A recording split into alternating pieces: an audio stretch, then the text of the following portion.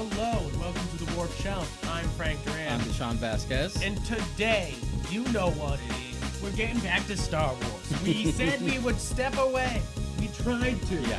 But Disney was like, no, we're putting out more fucking Star Wars. This is It could be worse. It could be worse. It could be worse. It could be like Marvel, like new show every month. Every week. Although with all the shit on all the shit on the horizon, like maybe we will get to that point where you're just like, you can't get away from Star Wars. You can't hide. So guys, we're talking about the Bad Batch today. Yes.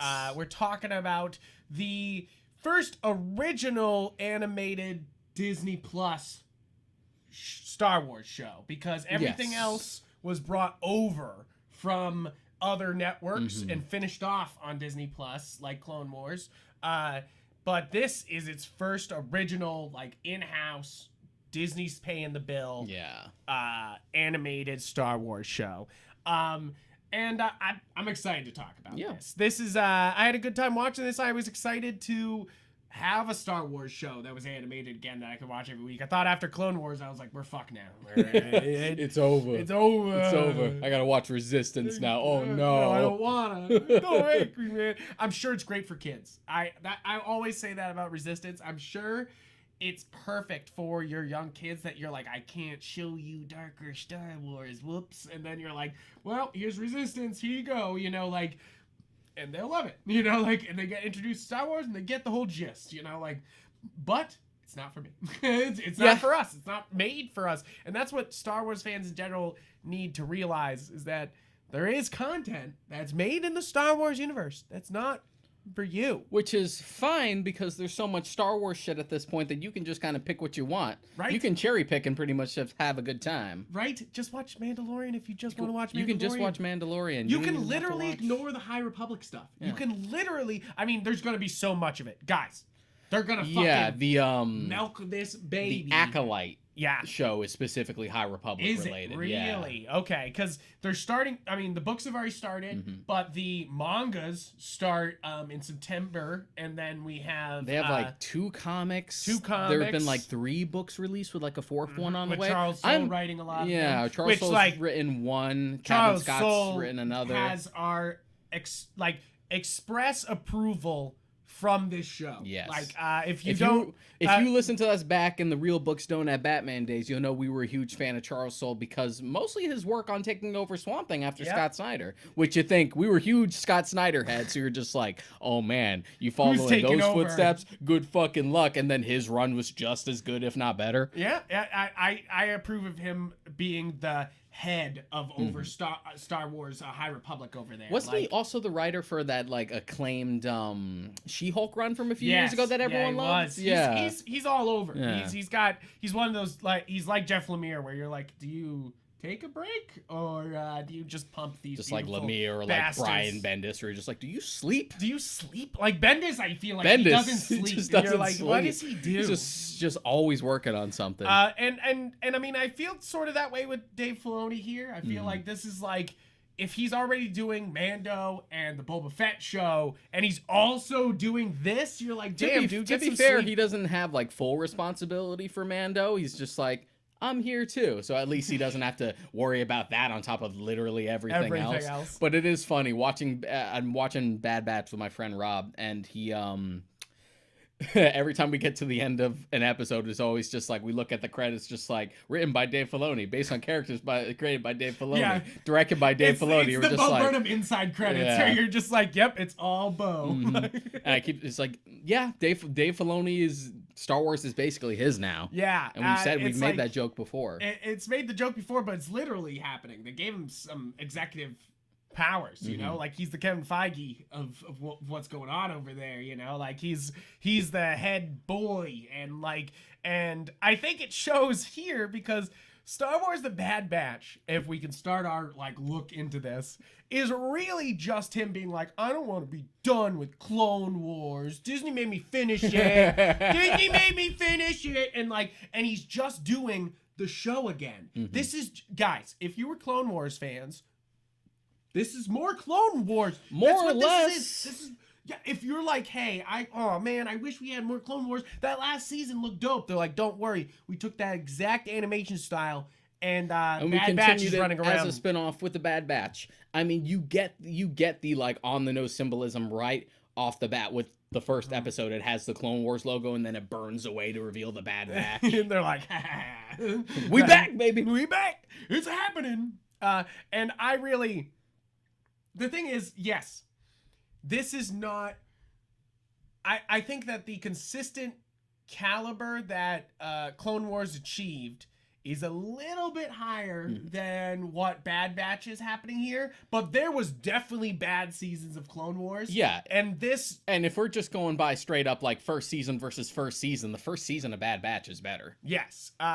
Clone Wars starts off real rough. Yeah, I think that there's a lot of good here. I think a lot of people are shitting on this show because it's a little more kiddie than they like.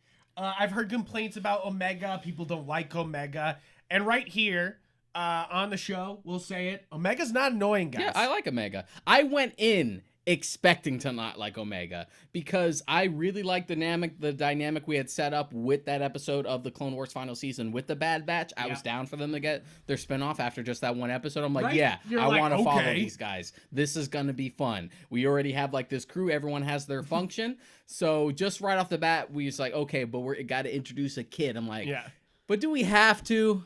But now Star Wars is all daddy problems. If you weren't catching on, every Mando is just like, oh, but I love this small little. Yeah, that's thing. Mando and Bad Batch. But what else? All of the Darth Vader, all of the Skywalker saga is just like, oh, Dad, you kind of fucked up the galaxy. Oh, Dad. Oh, Dad. That's true. Like, it's true. All of Star Wars is dealing with dad problems. But yeah, I went in expecting not to like Omega. I'm like, do we need... Like, this crew's already good. Yeah. You're like, do we need a kid? And they're like, yes. But no, I like Omega. She's really endearing. And obviously became, like, because, like, a lot of the weakest parts of Clone Wars is all the younger kid stuff. All the stuff that was like, oh, looks the rebels, but they're real young now. They're teenagers, you know? Like, here's Saw Gerrera as a teenager. You're like, who gives a shit? No, I love Saw Gerrera. I love Saw. You have to remember that Saw Gerrera was a Clone Wars character first before he showed up in Rogue One. I love Saw, but I definitely don't like that he starts off as, like, teenage Saw. You know? Like, you're like, nah, let's fucking get to old. But I've said it before about Saw Gerrera. Saw Gerrera is still like not that big a deal to me at all. No, it's really, and it's just hard carried just because we had him played by Forrest Whitaker. By Forrest Whitaker in Rogue One. Otherwise, we wouldn't even fucking remember. So good. Or even think to like keep bringing Saw back. We did it in Rebels. Now we're doing it in this. Like I don't care that much. It is. Star Wars means you live forever. You know, like, it's really it. If you're a cool character, Boba Fett is the ultimate proof of that. If you're just a cool character, if you just look cool, you're good for life. Yeah. It's like, it's funny, the characters that they push as all looking cool, like the stuff that was like focused specifically for children in Clone Wars always tended to be the weakest stuff. Like any of the episodes that were like, it's just gonna be R2 and 3PO with some shenanigans. We're like, nah. The stuff with the younglings was also pretty meh. I like the episode where they find their crystals. Yeah, I was gonna say, episode I really like. Oh man, that brought me back to reading the young novels where it's Qui-Gon and Obi-Wan. Yeah. When I was younger, and it's the young Jedi.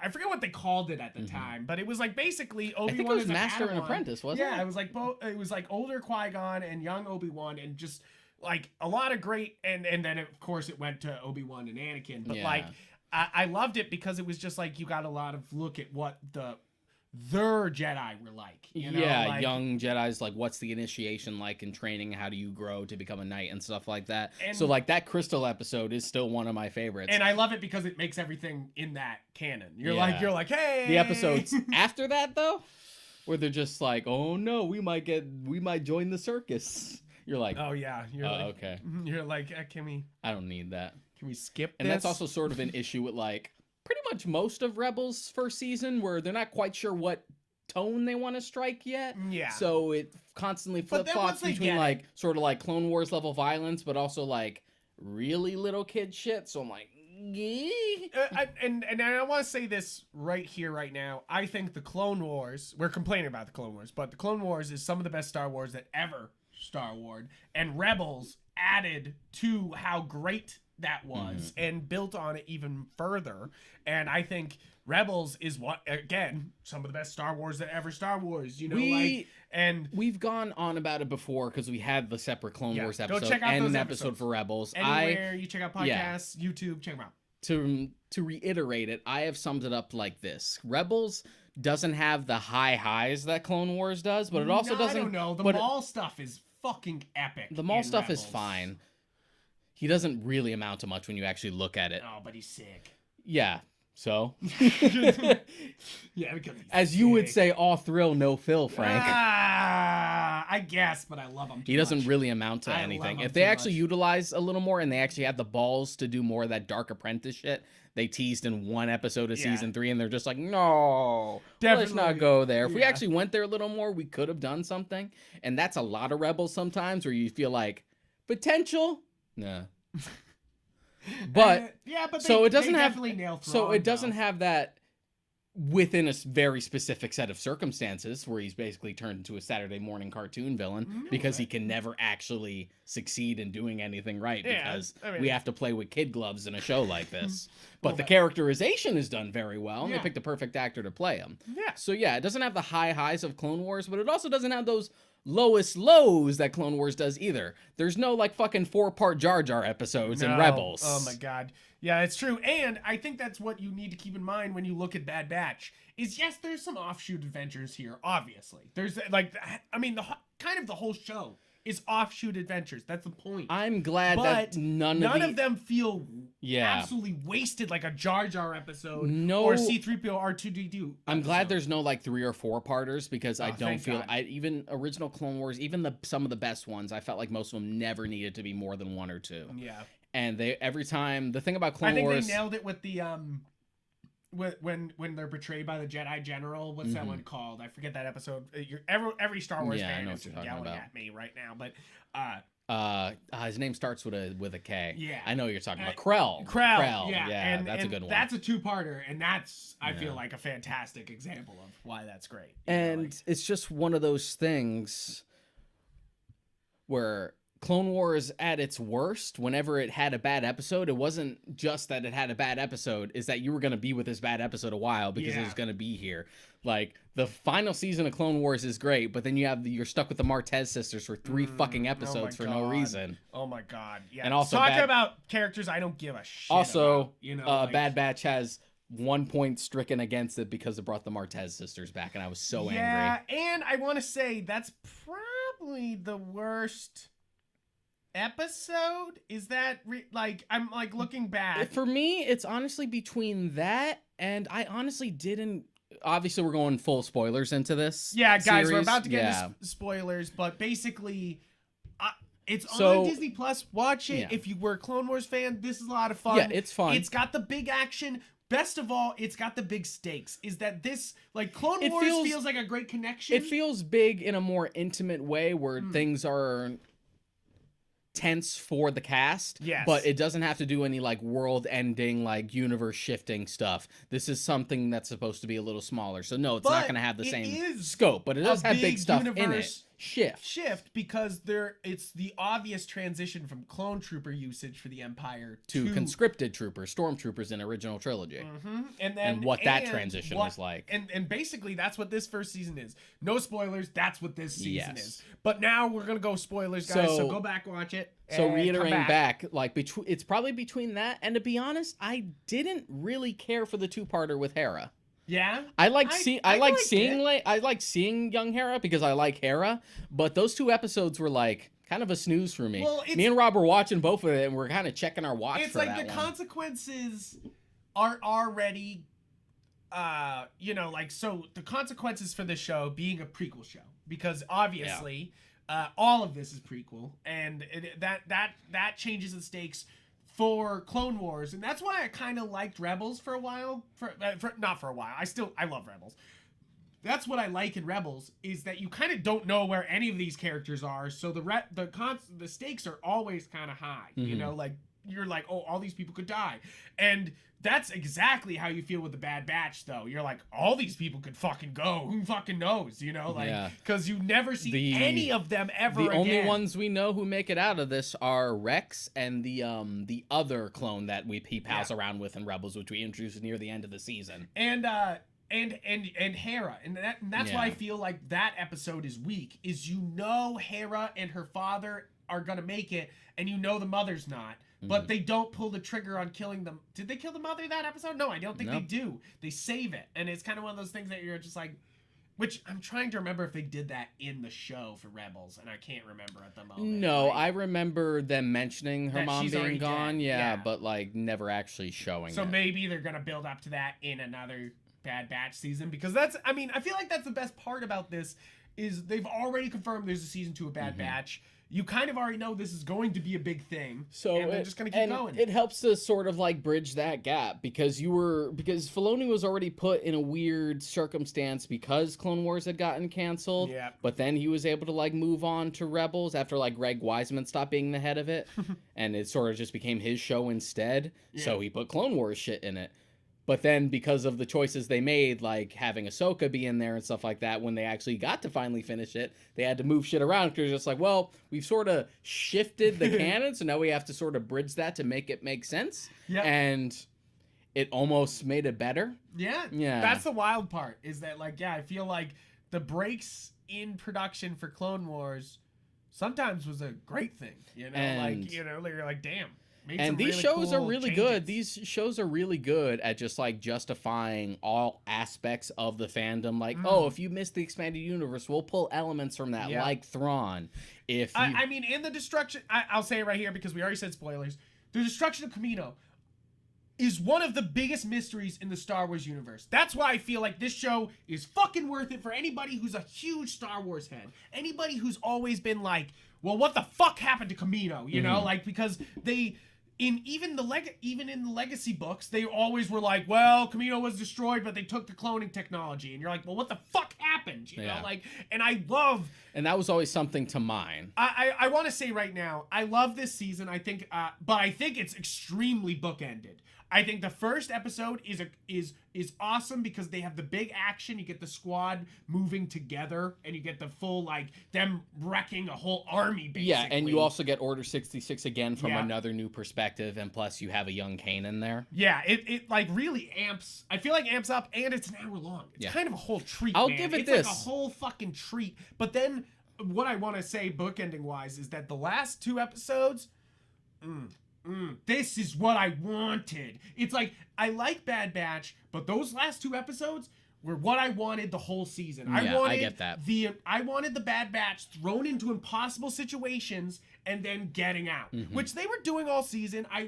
It's funny, one of the lowest rated episodes is the one where they go into the spider hole and they have to like get back out. And like, a lot of people hated that episode.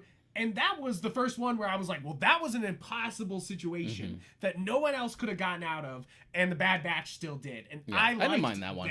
You know, like, but it's definitely one of the lower rated ones on IMDb, and I was kind of like, I don't agree. I think this was a lot of fun, you know, in like oh good, the consequences are high now, you know, but like going back to sort of like validating different aspects of the universe.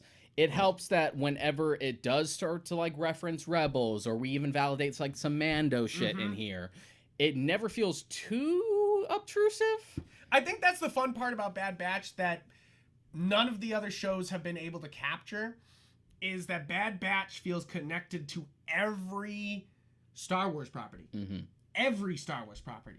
Like, everything that's active there at are Disney, references there's references to There's stuff that bridges the gap between Clone Wars and Rebels. There's Mandalorian. There's a Mandalorian character who shows up. Literally voiced by the Mandalorian. We literally have an episode that sets up the fucking Rancor in Jabba's palace. Right? You're like, are you kidding me? Like that. So Return of the Jedi. You know, like, you're like, okay. So it's pretty much pulling from everything. There's the Hera Rebel episodes. Like, you know, like literally you have kind of leading up to Rogue One and going on, because I think they'll kind of have a Bad Batch episode where they somehow help get the plans, you know? Like, I guess it depends on how far they want to go, because right now they're in that space between episode 3 and 4, and that's a lot of years. It's a lot of years, so we'll see. So they would have to push it up like decades to be able to get close to Rogue One. I think we have a lot of room here. Yeah, because I mean, really cool. Saw is in this series and he's still young. Yeah. He's a little older than he was in Clone Wars, but he's not like bald. He's not Forrest Whitaker yet.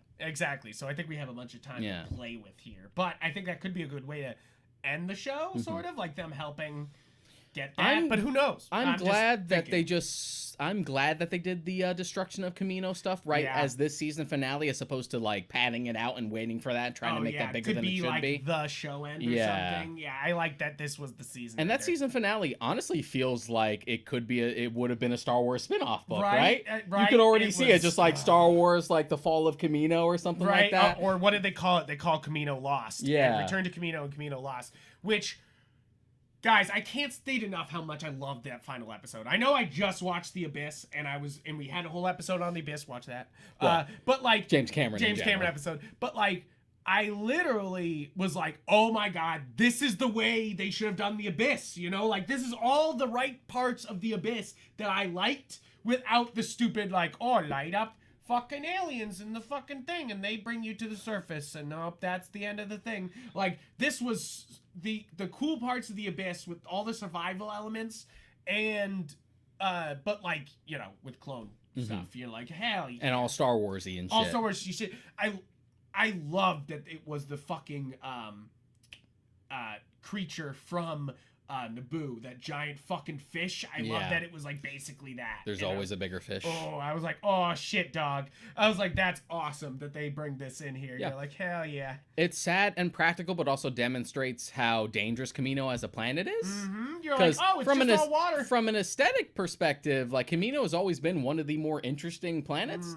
And I've said this before, but I'll give this to the prequel trilogy. The planets were definitely a lot more varied from an aesthetic standpoint. True. Except, I mean, George is sort of just going, I want water planet, I want fire planet, I want forest planet, and what else we got? Like, but you at least get, because you can still work within those confines and still be flexible. Like Kashyyyk doesn't really look like Endor. Yeah, true. No, it has more of like a tropical look to it and stuff like that. And it's supposed to like, oh, it's a sunken it's just a water planet with the Mon Calamari or something. With Kamino, you're just like, oh, it's constantly surrounded by storms and it's rainy constantly. It's actually kind of probably really dangerous to live there in general. Yeah, you're like, why did we live here in the first place? But it also makes sense as to why you could have a cloning facility on a planet like this and have it sort of be hidden from the general general public, who no one would want to go there. Right. It'd be a pretty remote lab.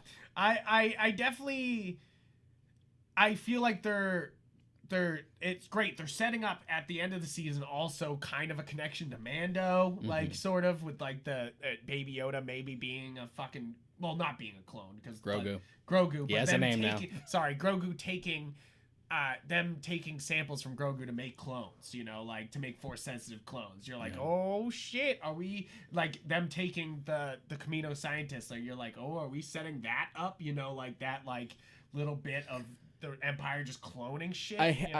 That particular moment where like the lead scientists, they close the door on him and it's clear that they're gonna kill him with those doors shut. I was kind of mad I didn't hear blaster fire when those doors closed. Oh, they did.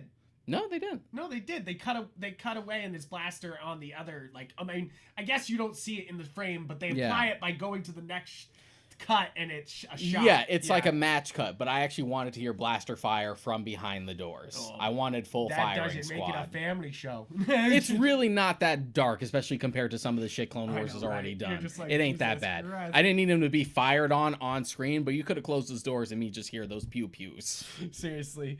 I kind of, there's a lot to love about Bad Batch, and I think one of the first things that I love is the Crosshair portrayal, because like Crosshair is definitely one of the coolest bits of the Bad Batch, and to have him as the main antagonist, sort of, other than the Empire, of course, is nice, kind of dope. And plus, it also gives you the excuse of just like this crew's already pretty crowded, we gotta move someone else out. And when you bring Omega on, Crosshair's kind of OP as fuck though. Like, you know, like is like definitely I can see as the writers they were like he kind of solves everything, you know, like, and they kind of prove that by every time he shows up he fucks them up, you know, like, which I kind of loved, you know, like, but I definitely I don't know about how I feel about the ending of it, where he like decides to stay for the Emperor to pick him up, because I'm just like, they're gonna fucking kill you, Crosshair. Like, you're just like, they're not gonna fucking take you back, bro. But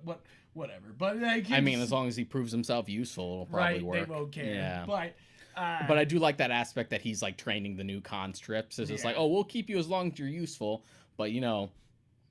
Even Hunter's just like, dude, they're gonna phase all of us out. Yeah, they're all gonna take. Yeah, right. They're gonna take us all out. You know, like it's. And Hunter's definitely the lead of this show. Yeah, which you could already see. He was already like the leader in the one Clone Wars episode about the Bad Batch, because sure, he's a fucking Rambo clone. He's Rambo. He's Sylvester Stallone.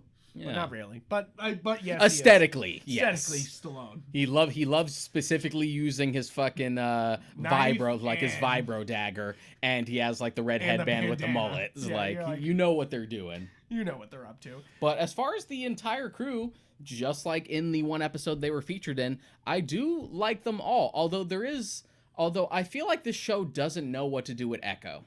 Yeah, you were saying that. You tweeted that. I had tweeted that. I like, and I agree. They kind of like, he's the one who introduced everybody to the Bad Batch, and it's so weird for them to be like, oh shit, what do we do with Echo? The first time I had felt it was the episode where Rex comes back.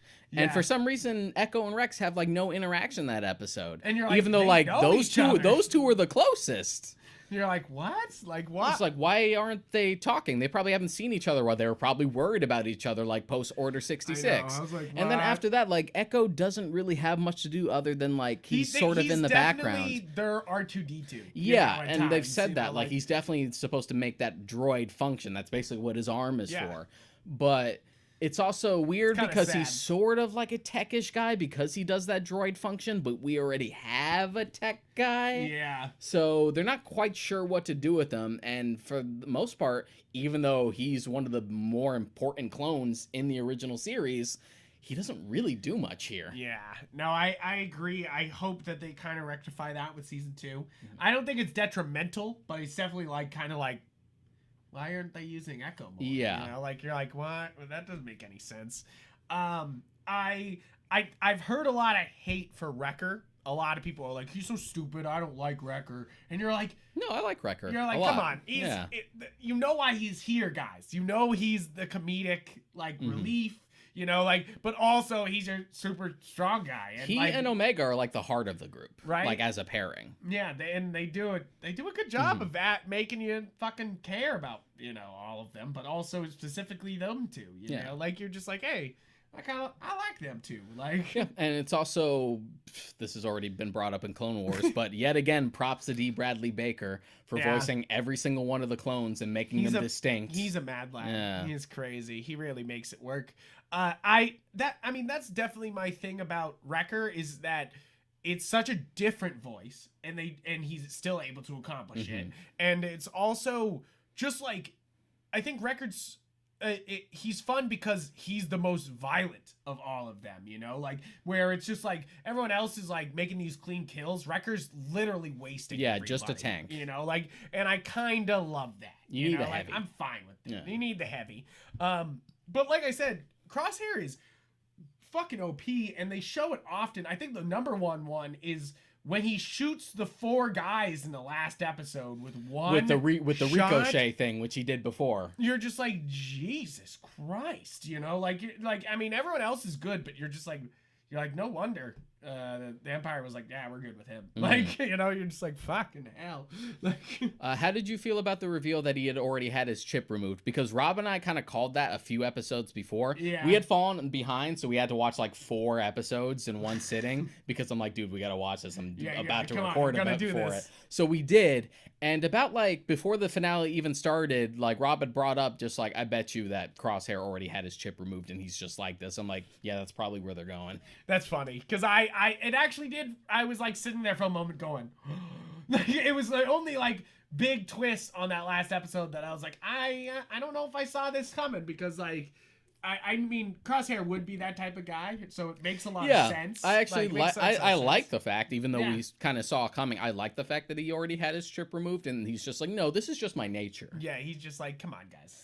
Because I'm a soldier, like the other clones. I'm a soldier. That's what I do. And it also further like explains like, yeah, all the clones have their own individual personalities. Yeah. And yeah, some clones are just gonna be loyal to the Empire regardless of the change in hands, and not all of them are going to be evil just because of a chip in their head. Some of them are just like, no, this is the right thing to do. This is my duty.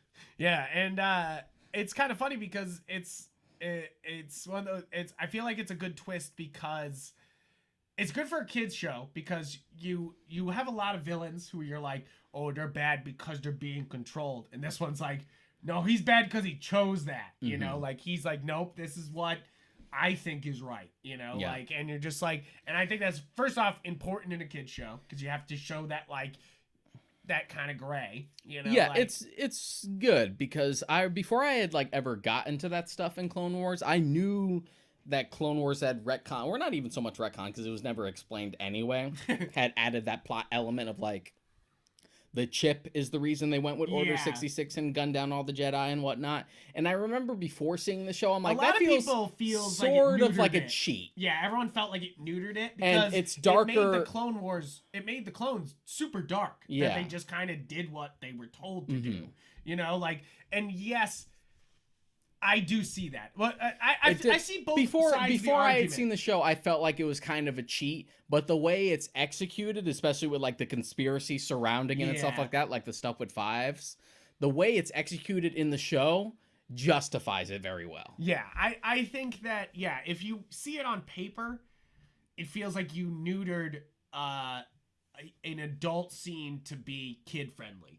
But when you watch the episodes, you obviously understand that they were not trying to neuter it. They were trying to, I guess, I mean, they were trying to like, well, you're going into the show making the clones more developed characters anyway. And to be honest, it's more affecting than like, oh, we just did it because we're mindless drones and we just do whatever the Empire says. It's more effective to have that moment where Order 66 has already been put through and Rex is literally trembling, holding his gun and crying as he doesn't want to shoot Ahsoka. Yeah, exactly. You're like, come on. You ended up getting something better out of it anyway. Exactly. I agree. Yeah, before we move on to something else, I do want to bring this up because I feel like I'm going to forget about it if we don't. This is to make up for Rob specifically, because we forgot to bring up Cad Bane in the Clone Wars episode, and we got some Cad Bane in this bitch, so let's talk about Cad Bane. Yes, Cad Bane gets brought in, I think it's episodes 8 and then 9, and episode 8 and 9 are his big episodes. And sorry we didn't bring it up in the Clone Wars episode. We do love Cad Bane. I like Cad Bane. I like Cad Bane. I've told him himself I like him. I'm not like huge on him. I like that he, like, you know, everyone kind of is like, oh, Star Wars is a space opera. Star Wars is a space western. Like, he brings the western vibes to this. This especially. They really dial it up. They've said that like Cad Bane, both in appearance and performance, was based off of like Lee Van Cleef's characters from For a Few Dollars More, and especially The Good, the Bad, and the Ugly. And Bad Batch specifically really dials up the western on him this time. Even copy shots from The Good, the Bad, and the Ugly, and then you're just like, oh, there it is. Like, and I mean, it is pretty epic. Cade versus Hunter is kind of like, you're like, oh shit, this is kind of epic as shit. This is kind of hype. Like, you know, like, who wins in a fucking shootout? And you're like, oh shit. And fun fact, I brought this up to you just in private. That scene where he confronts Hunter and they have like the standoff. Yeah. That was actually a scene that they had written for Clone Wars, which was supposed to be between Cad Bane and Boba Fett. Yeah. And it was supposed to be the thing that explains why Boba Fett's helmet has that dent in it. Makes sense. Yeah. But they were like, we're not suiting up Boba Fett. Yeah, I guess it was supposed to be that thing of just like, Boba getting a little too big for his britches and Cad Bane having to like put him in his place, but to be like, one day I'm gonna surpass you. Yeah, I mean I like that. Yeah. I like that idea. I definitely and I feel like we're gonna get Boba at some point. I mean, there's the Book of Boba Fett coming up, you know, like it's like you're gonna get plenty of your Boba Fett. Yeah. No one's gonna be like, oh man, where's my Boba Fett? Just to bridge that gap between like young Boba and like the older bounty hunter we know in the original trilogy, it'd be a missed opportunity not to have him show up in an episode at some point here. Yeah. No, I agree. I think second season will probably since he was Omega's here. Yeah, and he was a recurring character in the original Clone Wars, so why not? And Omega's kind of the big reveal. We already said spoilers. Is that you wonder all season? You're like, why is Omega important? Why is everyone trying to go after her? And the big reveal is that she is exactly like Boba. She's a direct clone, so she's got like one of the most pure DNAs from Django, and basically is just a female clone of what Boba is. So she ages normally. That's why she's older than the Bad Batch. Which I kind of liked that she was like, you know, like older than them. I like that. It's definitely like you're like, hey, you know, because the clones are forced to like age rapidly. Yeah, you're like, oh, that makes sense, and it makes it so it's important to have her there, you know, like where it's like she has the more experience with this type of stuff sometimes than they do, you know, like you're just like, oh, that makes sense.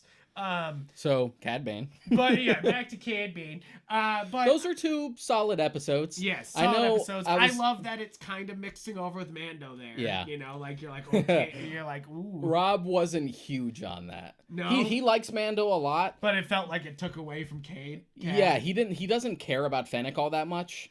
And he was just like, and the fact that like she was going toe to toe in Cad Bane and almost kind of kicking his ass, he was just like, don't you fucking undermine my boy just so you can propagate your Mando shit. I can see that. I can see why that maybe pissed him off. But I mean, for me, it's like, I definitely thought it was weird that Fennec could take down fucking Cad. You're like, Jesus, what? But also, I don't think it's undermining him. It just shows how good Fennec is, because all you see of Fennec in Mando is a few shots, and you're just kind of like, okay, that's what, you know, Fennec does, is long range shots, you know. But here you get full on Fennec in a close range battle, full on gunfight. Like, too bad. No. I know he had said that like if Cad Bane ended up getting taken down completely by her, he would have been livid. Would have fucking lost it. Oh yeah, he would have lost his mind.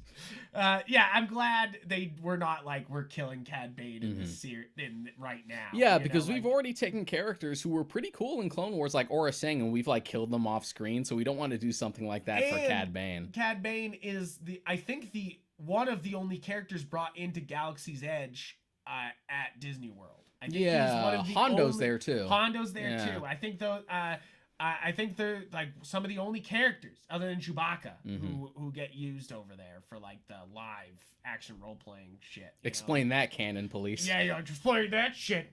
I mean, Chewbacca's old as fuck is basically it. Chewbacca's 400 something years old or something like that by the time he's with Han. But yeah, I see his complaint there. I see what he's saying is that like, why is Fennec out of nowhere being able to keep up? But they're supposed to be the same caliber of assassin. That's why they're hired for the same bounty. Yeah, and it's also that mark of just like the end of the Clone Wars and like the beginning of the Empire, because there is that line where we're just like, oh, Cad Bane, you're one of the most famous bounty hunters out there, but you're getting old. Yep. Like, I'm part of like the new generation of bounty hunters. I kind of liked it because it was kind of this weird handoff, you know, like it's this weird like, oh, there's new bounty hunters. And it's also sort of like, it's sort of poking the bear. It's just like prequel versus like original trilogy, just like, hey, make room. Hey, make room. Original trilogy's here, you know, like, here we go. Sorry, we done with you. We done with you. Let's kind of go, now that we point out some big things, let's go episode by episode. We already talked about the first episode being kind of a banger. Second episode is our Saw Gerrera, the introduction of the Resistance and the Rebels. Pretty good, but definitely kind of like, it definitely made me go, oh no, back to the first episode. This, you know, like I was like, this is okay, but let's go back. This kind of stuff is sort of the stuff I'm like tired of seeing. Like whenever I hear this story takes place within the gap between episode 3 and 4, it's always this shit. It's always like the rebels before they've really gotten their shit together. I'm like, I've seen it so many times. I don't care. I don't care. And then episode 3 is the start of them trying to bring in and train the stormtroopers, the basic conscripts, conscripts, and it kind of introduces that concept to the show, and I really like this concept because it's obviously been the biggest mystery. Mm-hmm. Where the fuck did the clones go? You know, like why did they just get rid of a bunch of willing soldiers? Yeah, you know? I remember that confusing people back when like Attack of the Clones came out because people were like, how they have a whole army? Just like, wait, so are all the stormtroopers in the original trilogy all clones? And they're like, wow, and it's funny. I kind of love what Bad Batch and Clone Wars has done here, and Bad Batch really emphasizes it. I feel like is that like the clone troopers were soldiers, you know, like they were bred for this. That's why in the prequels they're hitting all their shots, they're fucking, you know, like taking down people, and you're like, wow, the stormtroopers never could hit people like this. And then you actually get an explanation: is that these guys are just farmers. Random people who want to make money because the Empire is forcing a lot of them to need to make money. Into the cause, which also ties into even the sequel trilogy because those stormtroopers are more efficient there because those are like kidnapped children trained from a young age to like be soldiers. And you're like, fuck. So you have like those 3 different varietals. Yeah, and I think that it's actually that's what makes this show kind of important, you know, like in a way where it's like. I feel like Rebels doesn't really need to justify its existence all the time because you're like, oh, it's the start of the Rebel Alliance. But like, I'm glad they did this because it really does justify the Bad Batch existence as like, well, and it goes into more specific details that I actually want to know and are interested about as far as the transition from the Republic to the Empire. Like. The beginning of the Rebel Alliance, sure, I've already seen that, but like stuff like what happened to Camino, like you said, or just like little changes in the regime, that's the stuff I want to know about. Exactly. Next episode is episode 4, where it's the first Fennec episode, and definitely I felt this was one of those episodes where I was just like, Omega's almost pushing my buttons here, you know, like where you're just like, just stay with the fucking crew. You know, like that was the one as well. This is definitely the one where I was just like, they're almost pushing it. I'm not pissed because Omega's not making absolutely dumb decisions. It's just obviously she's never been outdoors, you know, like never done anything. Naive. So it's definitely, I don't mind this episode. I think Fennec versus Hunter and the rest of them is actually pretty cool. But overall, you're just. Next episode is Rampage, which was the 5th episode. This is basically Jabba Hutt's Rancor, which they have stated that that's not the Rancor from Return of the Jedi. That Jabba's owned many Rancors, you know, like that's just one of many. Like, you know, if somebody owns horses, he just owns shit tons of Rancors, which you're like. I guess. Sure, but don't be a bitch. Just say that's the Rancor from Return of the Jedi. It's like, what the fuck? This next episode, episode 6, is Decommissioned. This is an interesting episode because this is a very direct connection to Clone Wars because they go inside a droid facility and they activate by an accident a bunch of battle droids. They definitely try to amp it up and do new droids because they're supposedly upgraded droids that were decommissioned. But overall, you're like, at least this feels like an impossible situation that they need to get out of. You know, but like, I think feels like it. You know what those fun episodes of Rebels with Rex feel like. You know, like, and I was actually going to bring up Rebels because we already sort of ticked this sort of box with Rebels because Rebels also had an episode where they run into like an old droid factory and they fight a bunch of droids. And it's funny because they do that. Rebels also does the downed spaceship and the downed battlecruiser, and they do it again here. And I'm kind of like, I love the downed battlecruiser. It's super cool, and I bet there's a billion of them because there's so many. But they do it again here, and you're kind of like, okay. Like, you know, you're like, all right. But that's later. That's the other Fennec episode that they do that. Episode 7 is Battle Scars. This is they're going through a decommissioned medical facility. So this is they're on the ship, you know, like the fucked up ship. I did like this. I didn't think it was that bad. Definitely it starts to amp up because Crosshairs gets introduced to try to like trace everybody down, you know, like it's definitely like oh shit. And this is the Rex episode. That's why this episode kind of slaps. They're like, Rex is here, and you're like, hell yeah. Like whatever. I know there's a lot of characters to love in the Clone Wars, but I love Rex. Yeah, I fucking love Rex. I haven't really ran into anyone who like doesn't like Rex. Right? You're just like, what's not to like? And especially because he's the only character to come from the movie, the 2D animated show, and all these other shows. Is Rex from? No, the yeah, original. In the 2D one, movies, they're like, Rex, like, and you're like, haha, there's him, that motherfucker. Yeah. That's why I love Rex. He feels like the buddy that you're like, Rex is here. He's basically what Commander Cody used to be in the expanded universe, like pre-Disney. It's funny. Yeah. I feel like Commander Cody got nerfed. Yeah, like, Cody was like the important clone in the expanded universe back in the day, mostly because he was like the only one that gets name dropped and gets name dropped and stuff. And it sounds like he's friends with Obi. Yeah. So you're just like, and also back in those days, the idea was most of the clones were phased out, but once the Empire came around, all the clones were reassigned to the 501st, specifically under Vader's command. They were called Vader's Fists. Which I am not against them doing that in the second season. I would actually be really down for Darth to be introduced next season, because I feel like you can't fucking do this era without bringing in Darth, you know? Like that is definitely my big criticism about this season, is that these guys are just like fucking up the galaxy, and you haven't called fucking Thrawn or Darth Vader at this point, you know? Like, I do like that they're doing... Thrawn is around. I do like that they're doing oh my god, I'm saying Pierce, but that's not what's the what? Thorkin? What's his fucking name? The Admiral. Tarkin. I do like that they have Tarkin, and they're definitely like doing Tarkin here. It definitely sucks that, like, you know, like they're just doing a Vincent Price impression, and it's just kind of like, okay. You mean Peter Cushing? Peter Cushing. Fuck me. Names. I'm sorry, guys. I'm sorry to everybody who listens to this show. I can't fucking... That's what I'm here for. Yeah.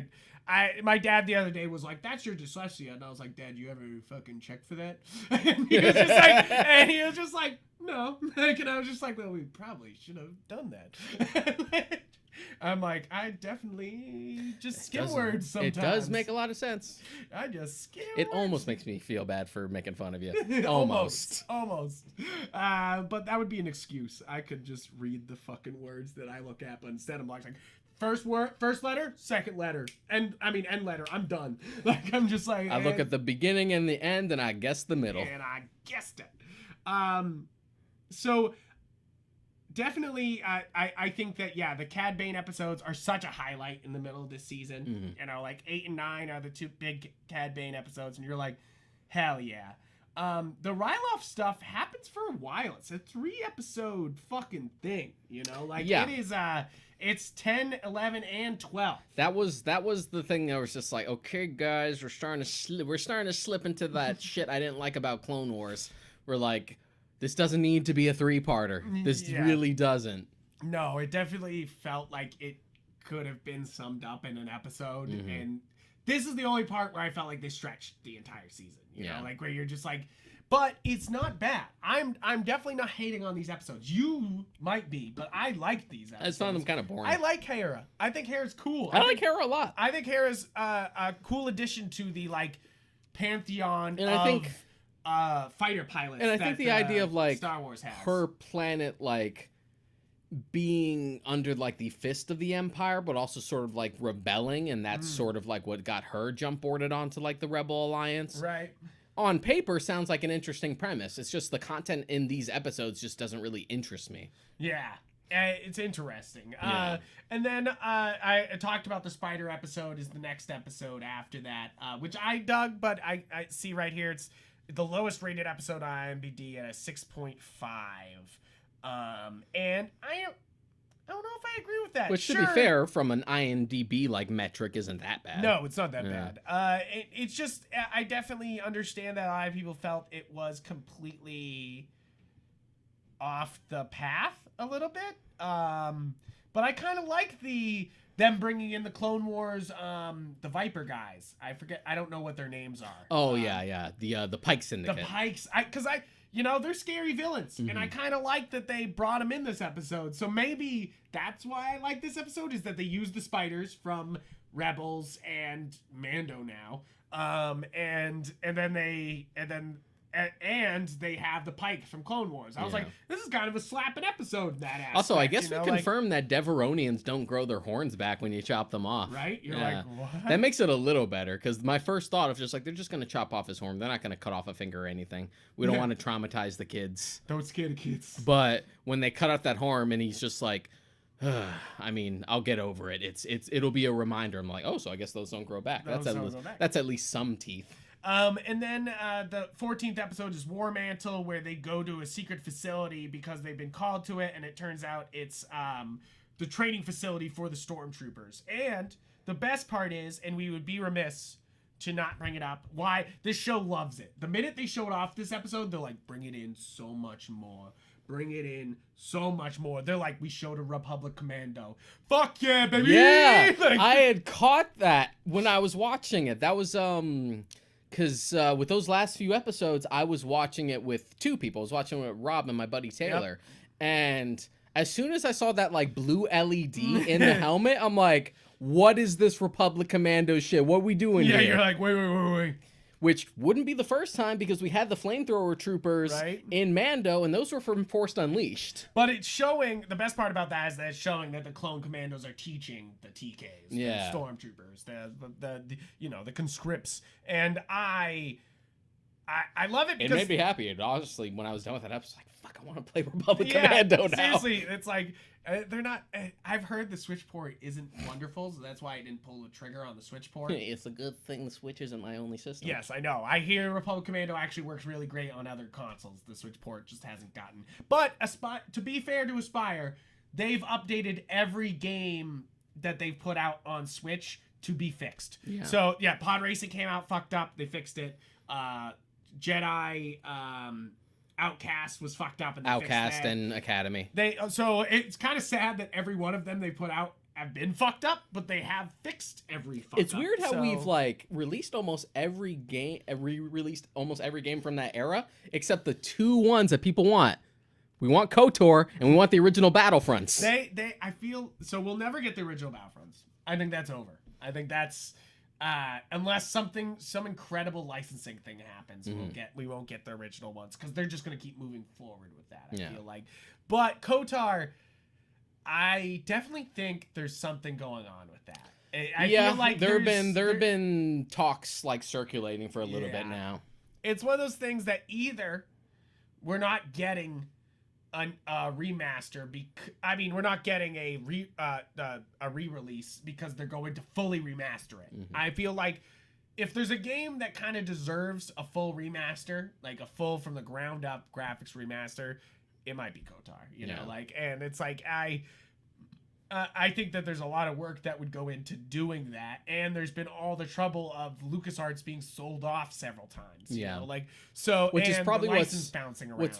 Which is probably what's holding up Battlefront, because I doubt it would ruffle much feathers to just re-release a port of an old game. Yeah. Even if it would just further incentivize just how fucking bad the new ones are. But I think it's the other reason why it hasn't been done is that they know that it will make them look bad. But the the original two Battlefront games are also in a weird place because those were made by Pandemic Studios, which are no longer around. Yeah. Do they have the classic Rogue Squadrons on Switch? I don't remember if they do. Rogue Squadron was my jam, and I did play the Rogue Squadron at my friend's house, the new one. That was a lot of fun. Were you an X-Wing guy? No, I immediately was like, is that a fucking Ace-Wing motherfucker? A-Wing? Is that a fucking A-Wing motherfucker? The only reason I'm asking is because, like, one of the big fan favorite, like, old, like, pre-Disney books back in the day were all, like, the Wedge Antilles books and shit. No, I definitely read those. Yeah. I love those.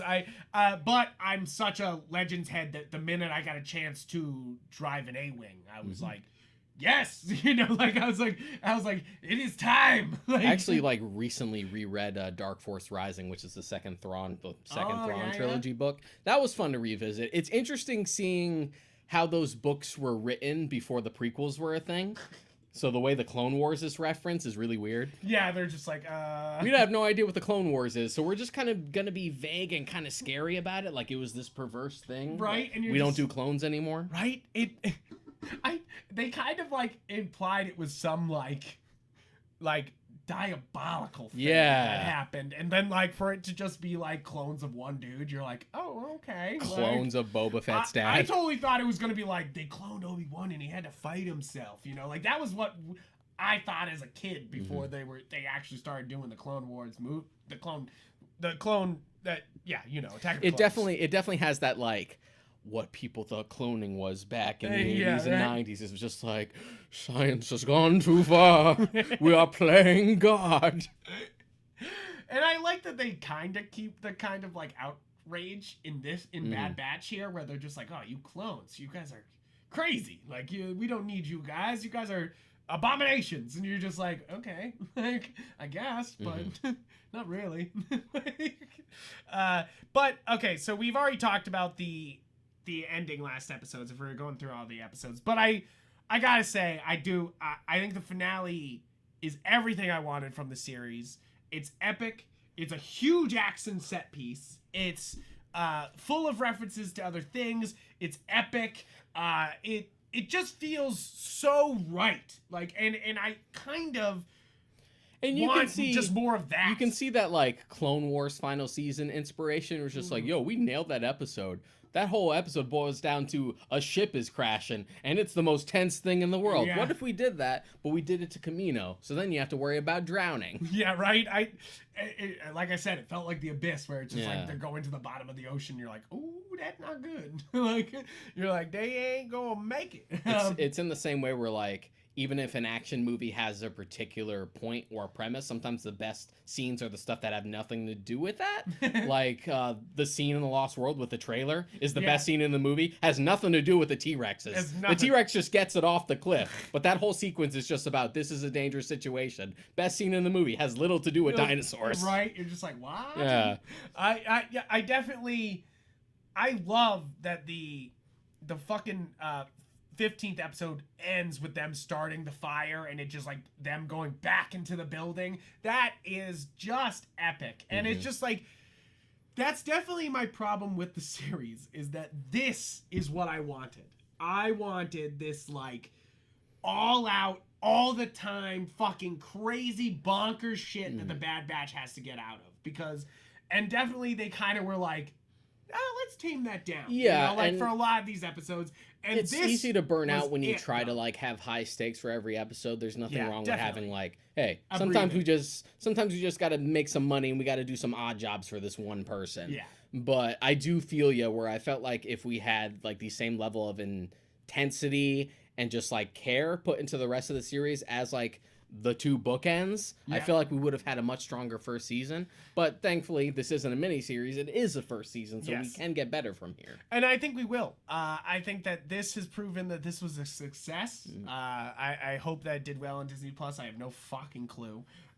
They don't really release those things about. I both like and don't like that. Yeah. That everyone follows the Netflix model now. Just how well did it do? Don't worry about it. Mind your business. Mind your fucking business. We made a second season. Shut the fuck up. On the one hand, it is annoying that they're not transparent about it, mostly because you and I are nerds and we like to follow this shit. Give me the numbers. But at the same time, I like it just because I feel people put too much stake in how well something does, well something does monetarily. We put way too much stake into box office as opposed to critical reception. Right. Yeah. It's... Yeah, exactly. Which wasn't always a thing. Like, no. box office numbers have always been a thing, but like critics and the general public didn't really latch onto it until about like the late 90s and early 2000s. Right. Where it became like a thing you could talk about. I would be remiss if I did not bring up how fucking cool their Marauder is. Am I wrong? The Marauder, fucking sick as hell. I know it's just a fucking Romulan bird of prey, but banging. I fucking love it. I zoomed in on it on my poster here, which also this poster, I know it's just those Greg shoots them in posters, but they use the actual graphics, you know, like of the show, and you're like, ooh, that's nice. Ooh, that's nice. I first off, I want to say, yeah, the advertisement for this show was extremely well done. I feel like the marketing for Bad Batch was really well done and almost oversells it sometimes. So you're just like, which can be a thing. You're like, oh, which is why I feel like absolutely those final 2 episodes are where it's at. Yeah. And really fucking and definitely the first episode captures that, but I can't get over how much I love the finale. Like, I almost feel bad because I was like, I like this show, and I was kind of like sitting at a 7 for most of it. I was like, this is fun, you know. But you know, you don't need to watch it to understand Star Wars. You know, it's just fun, extra expanded universe stuff. And then Camino Lost came, like, and what's the other final episode? But the final 2 episodes, I was just sitting there like, oh my God, this is it. This is fucking it. This is what I wanted. Yeah. Because definitely, I want like an intense kind of spy small group squad thing instead of A-Team in Star Wars universe. Yeah, you know, yeah, like, I get what you mean. Because that's definitely what the fun episodes are. They're like A-Team in space, you know, and you're but like, what cool. you wanted is more is just like, no, fuck that. I want like the wet work shit. Yeah, I want I want like Navy SEAL. Yeah. Like, because that's what this gave me. That like Tom Clancy, that like straight up just a war going on, you know? And that's like what I was worried about the Bad Batch falling into, being like, oh, we're post the war, so there's not much fighting to do, you know? Like, and you're like, well, Rebels was able to generate the fighting, you know? Like, so they needed to do something to generate that fighting. And they were able to escape Thrawn so many times. Right? You're just like, wait. Thrawn always being like, because he has to play with kid gloves, just like they've learned their lesson this time. They've learned their lesson. They've earned this victory, but next time, literally like Dr. Claw, every episode. Next Saturday. That's why I'm glad. I imagine Thrawn's going to be in the Ahsoka show. Yes. Which they already said they're casting live action Sabine for, which is pretty dope. You're like, hey. Yeah. But because Mando's allowed to have more teeth, I'm hoping that we can keep the same characterization that we had for Thrawn, but actually have him be a threat. It's funny because we have done many episodes on Disney Plus shows. I feel like half of our episodes are Disney Plus shows. Whoops. It's almost as if they own a third of the film industry. Right. Whoops. It might just show the monopoly going on. But when you have to compare their properties, we've done a lot of Marvel shows.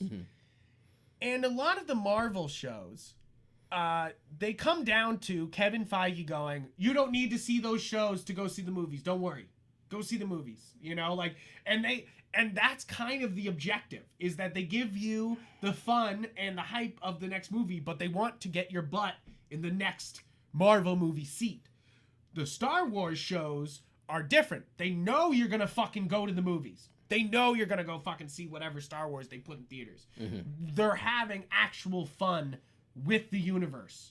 Like, I think that's kind of the letdown of all the Marvel shows, is that they definitely affect the universe, especially Loki. I feel like obviously that was the big one that like actually affected what the fuck was going on. But they all kind of don't push anything too hard because they don't want people to be confused once they go to the movies. Yeah. But Star Wars, they're making the best Star Wars with Mando. You know, like they're like, no, we're putting the full fucking budget in Mando, and that's going to be the story pusher. That's what's going to move the universe forward. And you're like, holy shit. To be fair, it's also a circumstantial thing of them wanting to like keep the sequel trilogy separate, and then as the sequel trilogy kind of like faltered at the end with Rise of Skywalker. Now they're kind of like timid about like trying to go for more movies. So now, because of Mando's success, we're like really pushing the TV shows. We were supposed to get Obi-Wan as a movie. Now it's a miniseries. Yep. I think it's interesting because I think that's the main difference is Marvel doesn't want to push the plot forward on these shows. And Star Wars is like, here's the keys to the fucking car, go wild, guys. And they are, you know, like they have the advantage of that there's such big gaps between both prequel to original and original to sequel that you can play with those two gaps for a long time and not have to affect anything. Yep, exactly. But still feel like you're moving Star Wars forward. You know, like, because yes, these movies, even Black Widow, they all fall into, all the Marvel stuff just falls into these little gaps in time. Yeah. And sometimes it feels like they get neutered because of that. You know, like they're, you know, like, oh. Whereas, like, with the shows, it takes Star Wars, which is very simple sci-fi. You even have the argument that Star Wars isn't truly sci-fi so much as sci-fantasy, which isn't a sentiment I totally agree with, but I get the logic behind it. That's why I say space opera. Yeah. You know, like. But I get the logic behind that, like, argument. But it is one of those things where, like, the details in Star Wars as far as the original trilogy doesn't really matter because it's supposed to be lighter stuff based on, like, old serials and things like that. We're like, this isn't Star Trek. You don't need to worry about the nuances of how the technology works or anything like that. But when you have multiple TV shows like this, you can then further, even albeit retroactively sometimes, flesh things out. Yeah, exactly. And I think that's what's great. Shine a light on the things we don't have time to shine on in the movies all the time. I think that's what's so great about what's happening with Star Wars on Disney Plus is that, they're letting them explore all these things. They're letting them do all this. And if you look at the future schedule, there's really not much on the movie schedule-wise. I know they're doing Rian Johnson's trilogy still. Yeah. They are still signing him for that. Yeah. Even though everyone's like, oh, I hate Last Jedi, so he shouldn't make another trilogy. You're like, Last Jedi fucking carried. And we also carried the sequel trilogy, baby. We also have the Patty Jenkins Rogue Squadron movie. Yes, exactly. So those are only like, it's weird. Those are the only like things on the calendar, you know, like movie wise, and then everything is on Ahsoka, Disney Plus and a TV Lando, show. Visions, the Acolyte, and we are definitely not getting a Solo 2. I don't think that will ever happen. I don't think Disney fucking. I think whatever loose plot threads that they have left over from that one, they're gonna resolve somewhere else. Sum up in a show. So it was nice that the Clone Wars final season did acknowledge it, though. Yeah, because the Syndicate is there, and you can see Darth Maul actually talking to the main antagonist from Solo, right? Just to keep the continuity consistent. You're like, oh shit, guys, you guys actually gave a shit about Solo. For a second. If you guys can acknowledge the prequels so much and try to validate those, why not try to validate Solo on top of that? Solo. Yeah. But the same way they fixed Attack on Clones. By that, I mean, you didn't fix anything about Attack on Clones. You made the content around Attack on Clones better. Yeah. And then that somehow adds meaning to Attack on the Clones, which it did not have before. Because I've said it before. I'll say it again. Attack on the Clones is one of the worst movies ever made. It's all retroactive. Yes, it's all retroactive. A lot of people will shit on Phantom Menace. And yes, I think Phantom Menace sometimes feels a little snorish. Phantom Menace is boring. Yeah, it's boring, but at least it's swinging. Here's the thing. I always say this. At least it's swinging is my thing. I disagree with the notion when people say that the worst thing a movie can do is be boring. No, the worst thing a movie can do is make you angry. Yeah. I would rather be bored than angry. Yeah, it's true. It's sure, you could argue, well, at least you had an emotion. I'm like, yeah, but no emotion versus negative emotion. Negative emotion is worse. Yeah, it's always going to be worse. You know, like, no, I'm fucking angry about this. Like, this is bad. You and I both agree on that. Most people aim at Phantom Menace. I've always said Attack of the Clones is worse.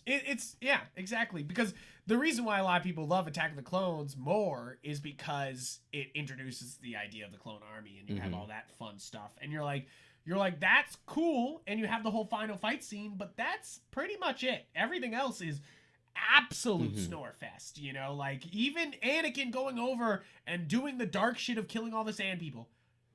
Boring. Sorry, guys. Like, it's not good. It's not good, and you know it. It's just like. But it's very memeable. But it's very. The prequels are so fucking memeable. So, but what we're saying is that what's great about Bad Batch here is it's adding meaning not only to Clone Wars, not only to the original trilogy, not only to the prequels, but to pretty much the whole Star Wars universe.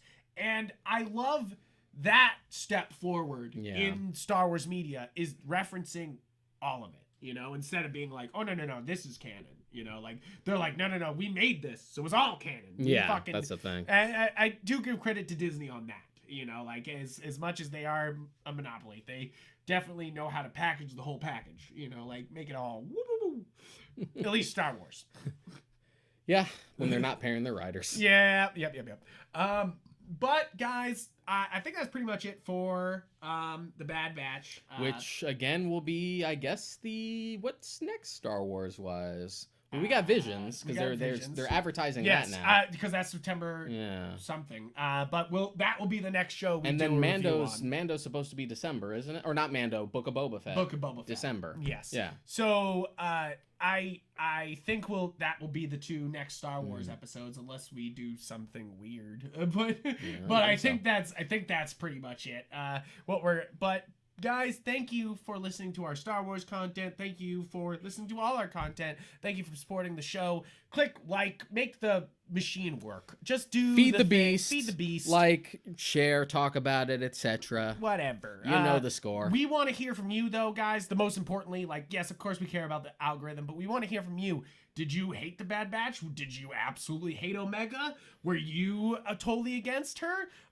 Please let us know down below, and why. You know, like, because I like we said, we didn't have that much of a problem with her because she wasn't absolutely helpless. Yeah. You know, and I think that's always angering in a character where you're just like, okay, you can't do anything, you know, like you don't add much to the story. And Omega, I think, adds to the story, not useless. And at the end is kind of a completely different person, which I kind of loved also, you know, like Omega really changed from the first episode to that last episode. You were like, oh shit. Yeah. Especially with her like fucking up Crosshair with the words. Like she was just like, fuck you. Like, I don't even remember what she said, but it was kind of just a big like, guess what? Fuck yourself. Yeah. Like but I also love that Omega really instills in all them, and I think it's important to the whole show, that they're brothers. That they're literally genetic brothers, you know, like, or technically the same person, but brothers, you know, like, and you're just like, that's important, you know, like, and not much brought up during the Clone Wars show. I mean, it's there a little bit, but I feel like they really drive it home here, and I think it's a good step. I agree. But guys, thank you. Let us know down below everything you thought. Check us out on galaxyofgeek.com. That's where everything we do is posted, and you can get also articles and all that jazz. Guys, you can find our personal stuff, our photographs, our musings on stuff on Twitter and Instagram. I'm Yupfrank on there. I'm Mod Krika on there. And guys, thank you so much. And I hope you have a great rest of your week.